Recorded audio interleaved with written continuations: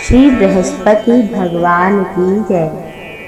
बृहस्पतिवार व्रत की विधि। इस दिन बृहस्पतिश्वर भगवान की पूजा की जाती है। दिन में एक समय ही भोजन करना चाहिए। पीले वस्त्र, पीले पुष्प धारण करें, भगवान को चढ़ाएं।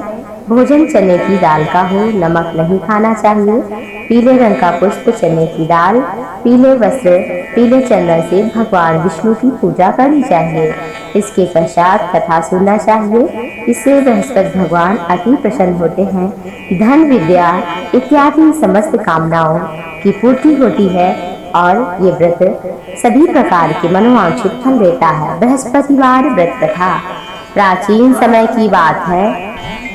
भारत में एक राजा राज्य करता था।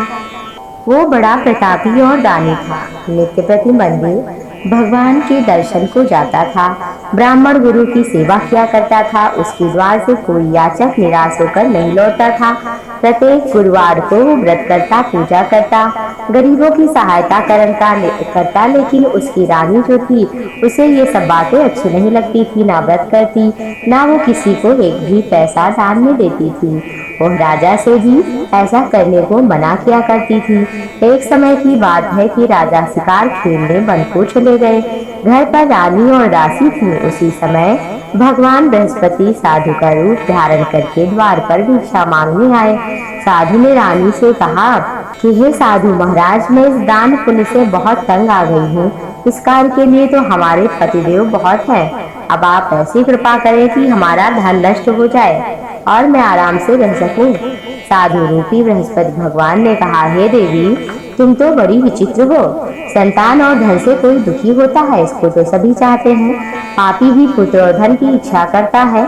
अगर तुम्हारे पास अधिक धन है तो भूखो, मनुष्यों को भोजन कराओ, प्याऊ लगवाओ, ब्राह्मणों को दान दो, धर्मशालाएं बनवाओ, कुआं, तालाब, बावड़ी, बाग बगीचे आदि का निर्माण कराओ, निर्धन कुंवारी कन्याओं का विवाह कराओ, यज्ञ आदि करो। इस प्रकार के कर्मों के करने से आपका और आपके कुल का नाम परलोक में सार्थक होगा, स्वर्ग की प्राप्ति होगी।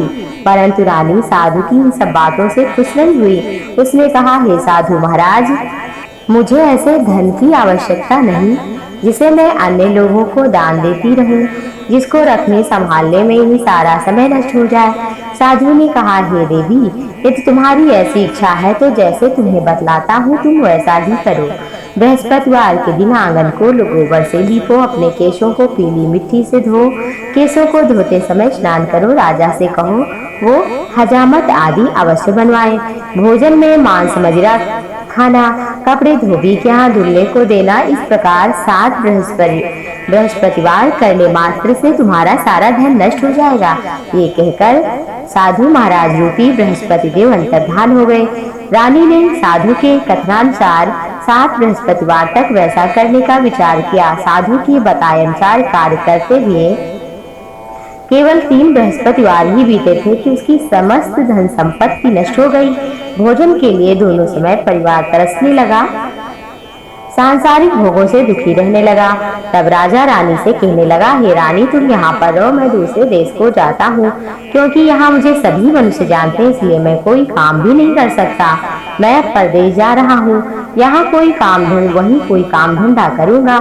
यहाँ तो कोई काम है नहीं, शायद मेरे भाग्य बदल जाए। ऐसा कहकर राजा परदेश चला गया। वहाँ जंगल से लकड़ी काट कर लाता और शहर में बेचता। इस प्रकार वो जीवन व्यतीत करने लगा। इधर राजा के बिना रानी और दासियां दुखी रहने लगी। किसी दिन भोजन मिलता, किसी दिन पानी पीकर ही रह जाती। एक समय रानी और दासियों को 7 दिन बिना भोजन के व्यतीत करने पड़े तो रानी ने अपनी दासी से कहा, हे दासी, यहाँ पास ही के नगर में मेरी बहन रहती है। वो बड़ी धनवान है, तू उसके पास जा और वहाँ से 5 सेर बेझर मांग कर ले आ, जिससे कुछ समय के लिए तो गुजारा होगा। दासी रानी की बहन के पास गई। रानी की बहन उस समय पूजा कर रही थी। बृहस्पतिवार का दिन था। दासी ने रानी की बहन से कहा, हे रानी, मुझे आपकी बहन ने भेजा है, मुझे 5 सेर बेझर दे दो।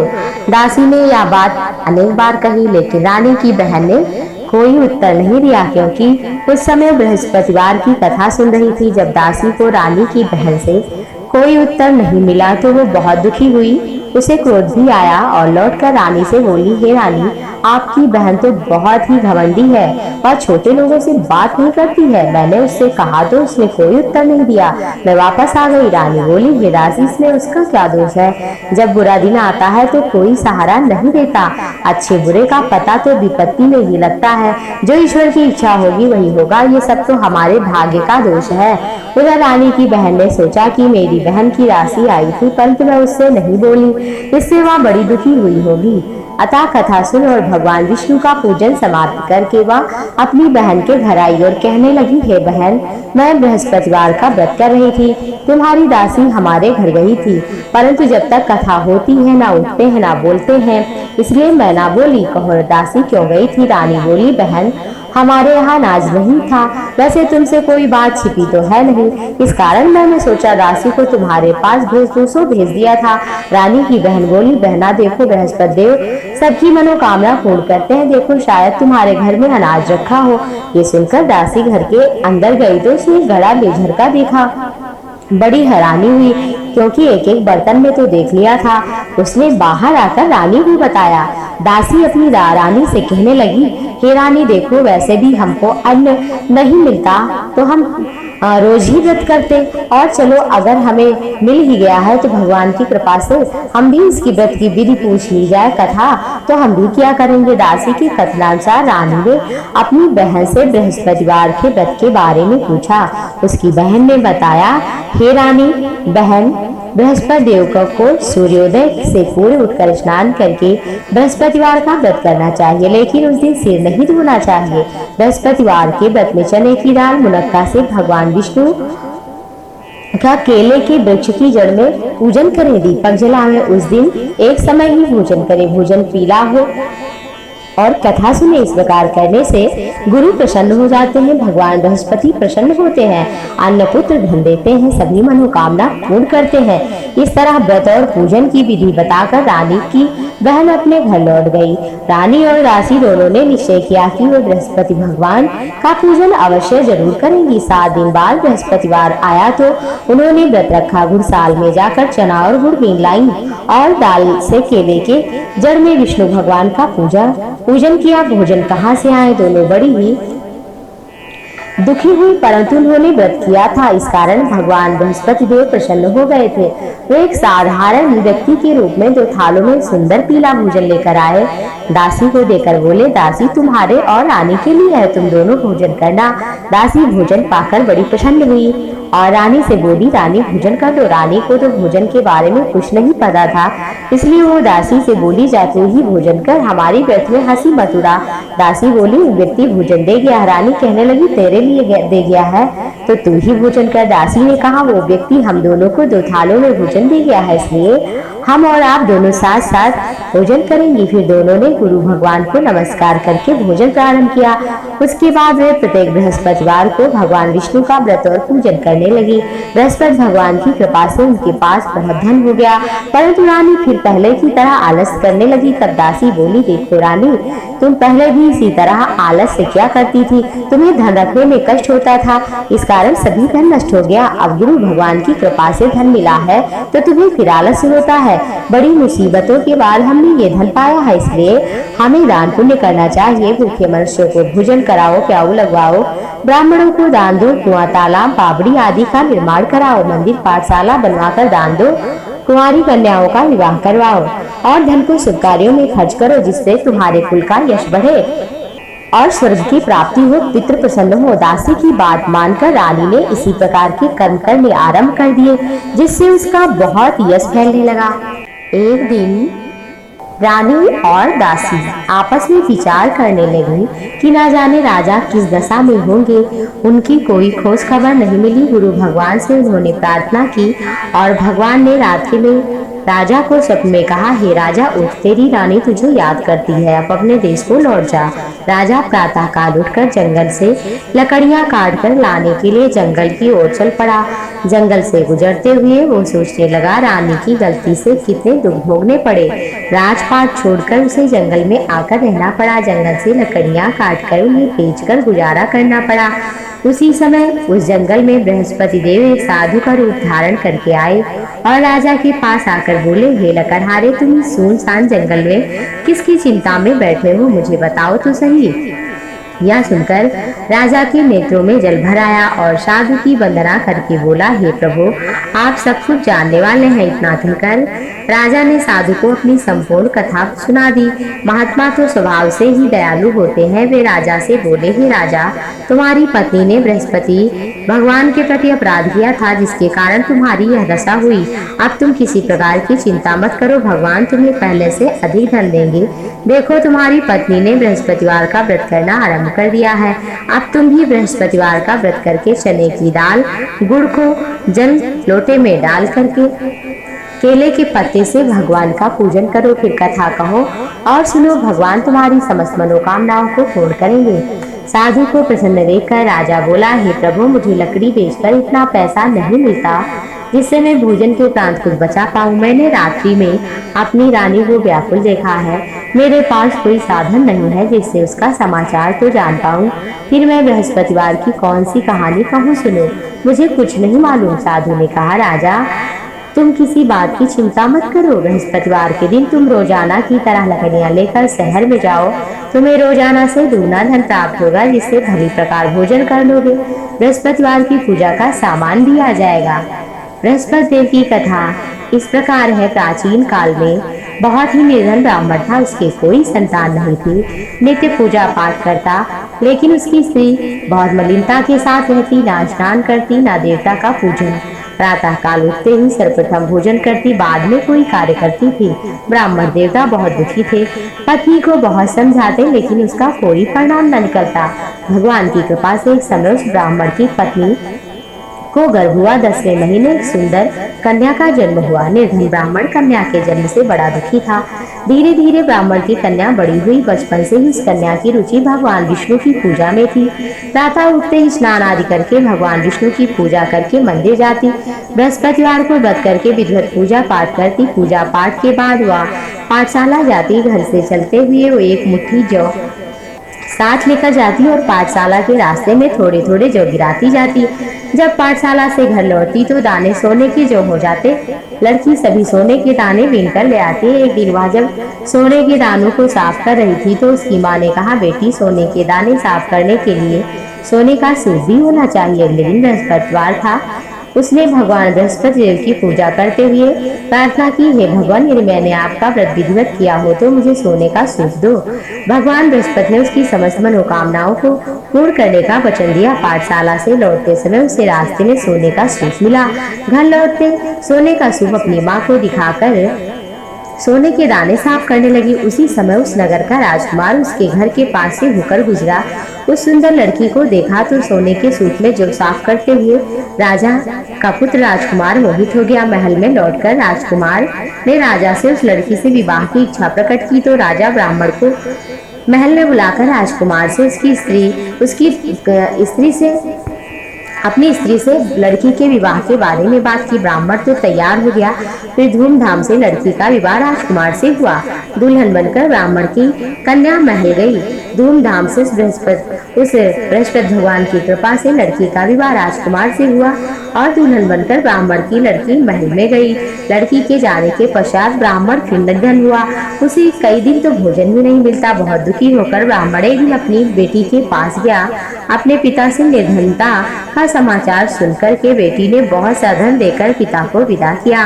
उस धन से ब्राह्मण के कुछ दिन तो आराम से गुजरे, लेकिन जल्दी ही फिर भूख मरने की हालत हो गई। ब्राह्मण अपनी लड़की से धन लेने के लिए फिर महल पहुंचा। लड़की ने पिता की स्थिति देखकर कहा, आप तक कब तक हमसे धन लेंगे और इस तरह जीवन यापन करेंगे? कोई ऐसा उपाय क्यों नहीं करते जिससे धन मिल जाए आपको और यहाँ ना आना पड़े बार बार? ब्राह्मण ने कहा, तेरी माँ बहुत दुष्ट नारियों से बहुत समझाया, लेकिन उसकी समझ में कुछ नहीं आता। बेटी, उसकी फोहड़ फल नष्ट हो तब तो घर की निर्धनता दूर हो। तब कुछ सोच समझ कर लड़की ने पिता से कहा, यहाँ पर माँ को ले आओ। और फिर ब्राह्मण पत्नी को लड़की के महल में लेकर आया। लड़की ने अपनी माँ से कहा, माँ, तुम प्रातः काल उठकर स्नान आदि करके विष्णु भगवान की पूजा करना। पूजा करने से निर्धनता दूर होगी, लेकिन उसकी माँ ने एक नहीं मानी। क्रोधित होकर लड़की ने अपनी माँ को एक कोठरी में बंद किया। सूर्योदय के समय माँ को उठाकर जबरदस्ती स्नान कराया, मंदिर में ले गई, बृहस्पति भगवान की पूजा करवाई।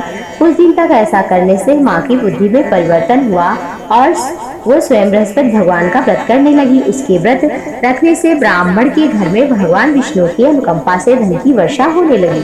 दोनों पति पत्नी गए लकड़हारा बने। राजा ने उस साधु से भगवान बृहस्पतिवार की ये कथा सुनकर बृहस्पतिवार का व्रत करके भगवान विष्णु की पूजा की। उस दिन से उसके सभी क्लेश दूर हो गए, लेकिन अगले बृहस्पतिवार को कामकाज में अधिक व्यस्त रहने के कारण उसने भगवान बृहस्पतिवार का व्रत नहीं किया। भगवान बृहस्पति देव लकड़हारे से क्रोधित हो गए और उसे भूल की सजा दी। उस दिन नगर के राजा ने नगर में घोषणा करके सबको सूचित किया, प्रत्येक नागरिक मेरे महल में भोजन करने आए, जो नहीं आएगा उसे अपराधी मानकर दंड दिया जाएगा। लकड़हारा बने राजा ने उस नगर के राजा की घोषणा सुनी तो लेकिन जंगल से लकड़ी काट कर लाने और बेचने में देर हो जाने के कारण वो भोजन करने के लिए महल में नहीं जा सका। तो राजा के सैनिक लकड़हारे को पकड़कर महल में ले गए। राजा ने उसे महल के कक्ष में बैठाकर भोजन कराया। उस कक्ष में एक खूंटी पर रानी का सोने का हार लटका हुआ था।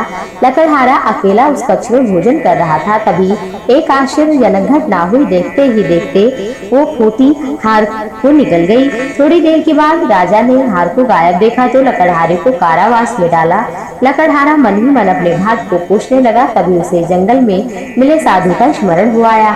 थोड़ी देर में बृहस्पति भगवान सन्यासी के रूप में उसके सामने प्रकट हुए और कहा, हे लकड़हारे, तूने बृहस्पति भगवान की पूजा नहीं की, इस कारण तुम्हें ये कष्ट हुआ है। लेकिन अब चिंता मत कर, बृहस्पतिवार के दिन कारागार के दरवाजे पर तुम्हें कुछ पैसे पड़े मिलेंगे। उन पैसों से भगवान बृहस्पतिवार का व्रत करके पूजा करना, तेरा सभी कष्ट दूर हो जाएगा। बृहस्पति भगवान प्रसन्न हो गए और उनकी कृपा से दरवाजे पर पड़े पैसे मिले और उनसे चना गुड़ मंगाकर लकड़हारे ने बृहस्पतिवार की कथा कही तो भगवान बृहस्पति देव ने प्रसन्न होकर नगर के राजा को स्वप्न में कहा कि लकड़हारे को कारागार से मुक्त करो। सुबह राजा ने अपने कक्ष में आकर देखा तो खूंटी पर हार लटका हुआ था। राजा ने लकड़हारे को मुक्त किया, उसे धन आभूषण देकर विदा किया। लकड़हारा बना राजा उस नगर से चलकर अपने नगर में पहुंचा तो देखा बहुत से कुएं, धर्मशाला, बाग, बगीचे बहुत देखकर प्रसन्न हुआ। राजा ने पूछा कि किसके भैया, किसने बनवाए हैं? सबने कहा, रानी और दासी ने। राजा महल में पहुंचा तो रानी ने उसका भव्य स्वागत किया। तब राजा ने निश्चय किया, सप्ताह में एक बार तो सभी बृहस्पति देव का व्रत पूजन करते हैं, परंतु प्रतिदिन व्रत किया करूंगा और दिन में 3 बार कथा कहूंगा। अब राजा हर समय अपने दुशाले में चने की दाल बांधे रहता, दिन में 3 बार कथा करता। कुछ दिनों के बाद राजा को अपनी बहन की याद आई। एक दिन घोड़े पर सवार होकर राजा अपनी बहन के घर चल पड़ा। अभी राजा नगर के बाहर पहुंचा ही था, कुछ लोगों को देखा सौले जाते हुए। राजा को स्मरण हुआ आया कि आज उसने किसी को बृहस्पतिवार की कथा नहीं सुनाई। राजा ने उन लोगों को रोककर कहा, भैया किसी को बृहस्पतिवार कथा सुना दो और आप हमारी कथा सुन ले। लोगों ने कहा क्रोधित होकर, पागल तो नहीं हो, हम लोग सौ लेकर जा रहे हैं, कथा सुनेंगे। लेकिन कुछ बड़े बूढ़े वो लोगों ने कहा, अच्छा भैया कहो, हम चलते चलते सुन लेंगे। राजा ने चलते हुए आदि कथा कही ही थी कि सौ हिलने लगा। राजा के पूरी कथा सुनाते ही सौ उठकर बैठ गया। लोगों में बड़ी हैरानी, दांतों तले उंगली दबाई और बृहस्पतिवार के भगवान बृहस्पति देव का व्रत करने और सुनने का निश्चय किया। अब घोड़े पर सवार होकर के राजा चलते हुए किसान के पास पहुंचा और किसान अपने खेत में हल चलाता मिला।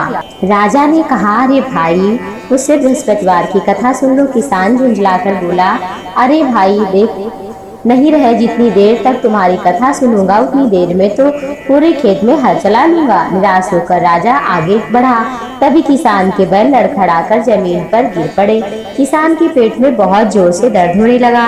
उस किसान की पत्नी जब खाना लेकर आई तो उसने किसान के बारे में पूछा। किसान ने घुड़सवार की पूरी कथा सुनाई। किसान की पत्नी दौड़ती हुई राजा के पास पहुंचकर हाथ जोड़कर बोली, भैया मैं तुम्हारी कथा सुनूंगी। राजा ने उसके साथ खेत पर पहुंचकर बृहस्पतिवार की कथा सुनाई।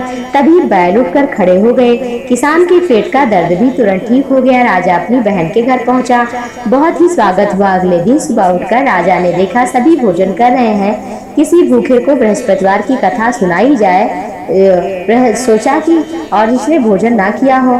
उसने बहन से कहा, कोई ऐसा व्यक्ति है जिसने भोजन ना किया हो? बहन बोली, भैया मेरे नगर में तो कोई ऐसा नहीं है, यहाँ तो सभी पहले भोजन करते हैं। तो कहा, कोई पता लगवाओ। उस नगर में बिना भोजन के एक व्यक्ति की तलाश हुई। वो गडरिया के घर में उसका बेटा बीमार होने के कारण भूखा रह गया था। राजा ने उसको जाकर बृहस्पति देव की कथा सुनाई। कथा सुनते सुनते गडरिये का बेटा बीमार बिल्कुल ठीक हो गया। तब राजा की बड़ी प्रशंसा हुई। एक दिन राजा ने अपनी बहन से कहा, बहन अब हम अपने घर जाना चाहते हैं, तुम भी हमारे साथ चलो, कुछ दिन वहाँ रहकर लौट आना। राजा की बहन ने अपनी सास से पूछा तो सास ने ताने देते हुए कहा कि बहू मायके जाना हो तो अकेली जाते, मेरे पोतों को न ले जाना, तुम्हारे भाई की कोई संतान नहीं है, कहीं तुम्हारी भाभी मेरे पोतों पर कोई जादू टोना न कर दे। दूसरे कक्ष में बहन की सास की बातें राजा ने सुना तो बहुत दुखी हो गया, अकेले ही नगर लौटा।